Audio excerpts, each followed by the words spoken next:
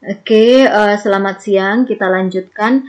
Kalau sebelumnya kita membahas tentang sudah diberikan ya tutorial untuk menjalankan metode bisection. Sekarang bagaimana untuk menemukan solusi-solusi baru, yaitu hanya dengan mengubah interval awal. Nah, katakanlah ini adalah bisection. Kita boleh lakukan di tabelnya di bawah atau boleh di sheet yang berbeda ya. Di sini saya akan lakukan di sheet yang berbeda. Oke. Nah, ini di copy saja, Ctrl C, kemudian Ctrl V di sini, yang picture ini kita buang saja.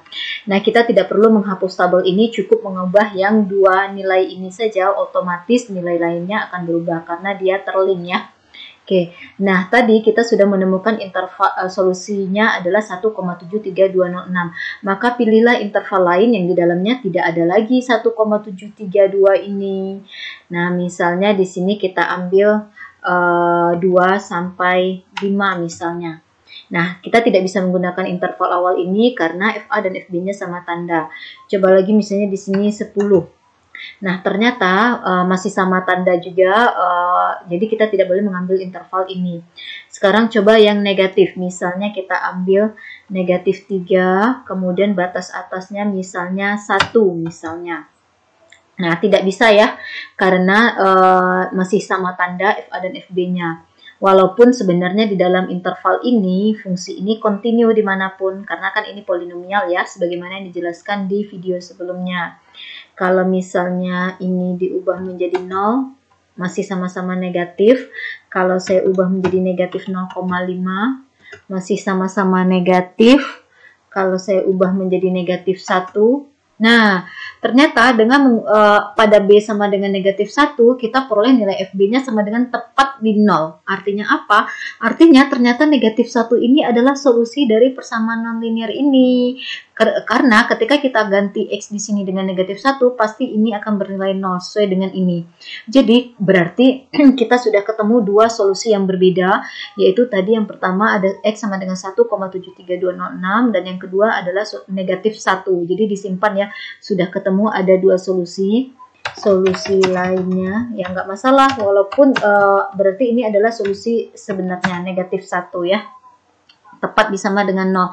Maka pilihlah interval lainnya lagi yang di dalamnya tidak ada 0 dan tidak ada 1,73. Oke, berarti misalnya ini negatif 1,5.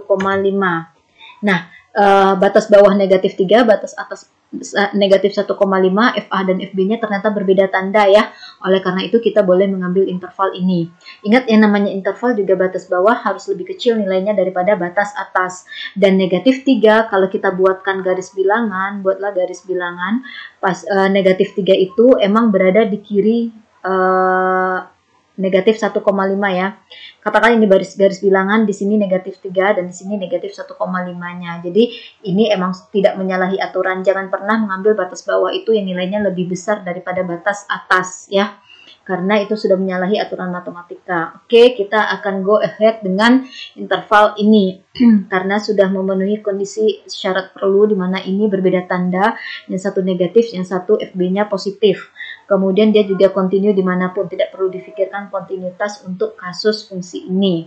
Nah, karena ini berubah, otomatis ini berubah juga dong mengikuti ini. Kenapa? Karena tadi kita berikan link di sini, yaitu sama dengan ke kolom, ke sel ini pun ke sel ini. Yang ini otomatis akan berubah, jadi tabel ini nggak usah diganggu. Kita cukup mengubah yang dua nilai ini saja, yang lainnya akan berubah mengikuti formula yang sudah kita input tadi. Nah, kita lihat di mana stop. Nah, ternyata kebetulan sekali nih ketemu solusi di iterasi 17, sama-sama iterasi 17 seperti yang sebelumnya ya, dengan nilai awal ini ketemu solusi di iterasi 17. Ternyata ketika kita ubah nilai awalnya ketemu solusi di iterasi 17 juga. Sudah. Maka kita stop di iterasi ini dan kita peroleh solusi baru, yaitu negatif 1,73205. Ini intervalnya diganti ya, berarti tadi dari negatif 3 sampai negatif 1,5.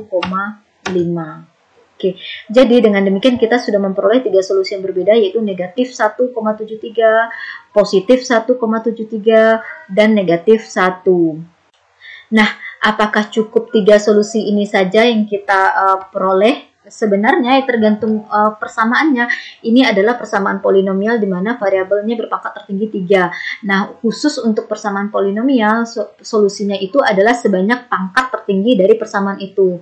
Nah, karena di sini pangkat tertingginya 3, maka dipastikan persamaan ini mengandung 3 buah solusi.